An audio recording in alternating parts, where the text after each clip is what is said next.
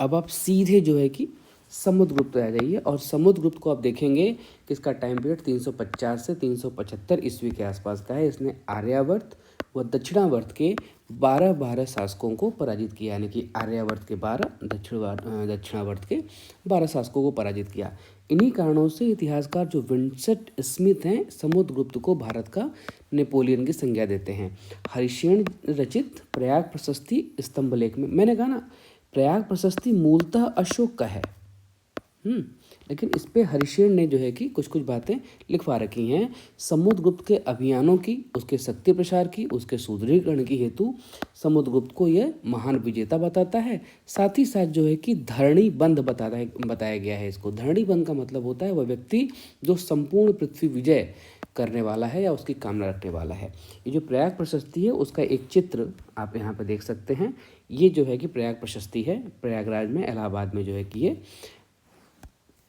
स्थापित है। अशोक निर्मित यह स्तंभ मूलतः कौशाम्बी में स्थित था।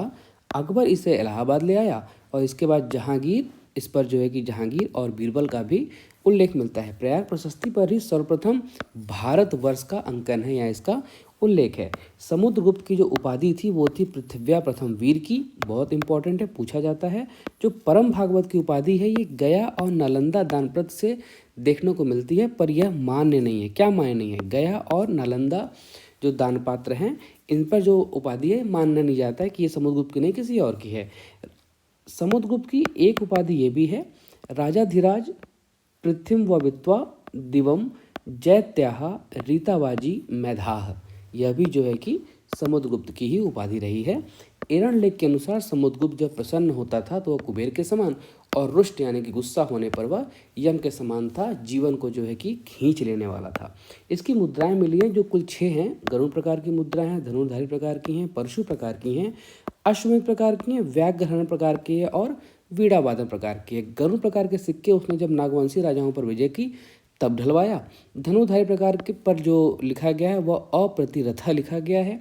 परशु प्रकार पर कृतांत यम पशु बना हुआ है। अश्वमेध प्रकार पर अश्वमेध पराक्रम का जो है कि अंकन किया गया है। व्याघ्र हनन प्रकार पर आखेट करते हुए दिखाया गया है और वीणा वादन प्रकार में यह वीणा बजाते हुए दिखाया गया, यानी कि कहीं ना कहीं संगीत प्रेमी भी था। ये जो है कि उसके कुछ सिक्के हैं जहाँ पर कि सामने अश्व बना हुआ है और पीछे जो है कि कुछ ऐसी आकृति बनी हुई है। ठीक है, इसकी जो विजय है ना वो आप देख लीजिए, ये आपको इम्पॉर्टेंट है। इसकी जो विजय हैं वो आठवीं राज्यों को अपने सेवा में लगा दी, यानी कि उन पर विजय प्राप्त करी। उत्तर भारत की 3 शक्तियों को पराजित किया जो कि उस समय की बहुत इंपॉर्टेंट थी।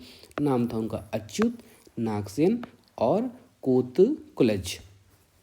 दक्षिणापथ के 12, आर्यावर्त के 12 राज्यों को जो है कि इसने हराया था राजाओं को, और विदेशी राज्यों से भी संबंध निर्माण किए थे।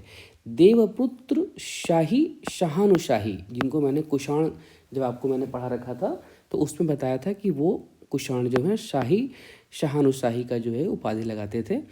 और शक है, मुरुंड है और सिंघल आदि से भी जो है इसके संपर्क बढ़े थे। तो समुद्रगुप्त आपके लिए बहुत इंपॉर्टेंट है। ये उसके सिक्के कुछ प्रकार हैं, यहाँ पे देख लीजिए। और यहाँ पे जो है कि ये प्रयाग प्रशस्ति का ये आपको चित्र है, यहाँ से आप उसको देख सकते हैं। साथ ही साथ जो है कि ये समुद्रगुप्त की सीमाओं का उल्लेख कर रहा है, आप इसे भी देख सकते हैं। आज के लिए इतना ही।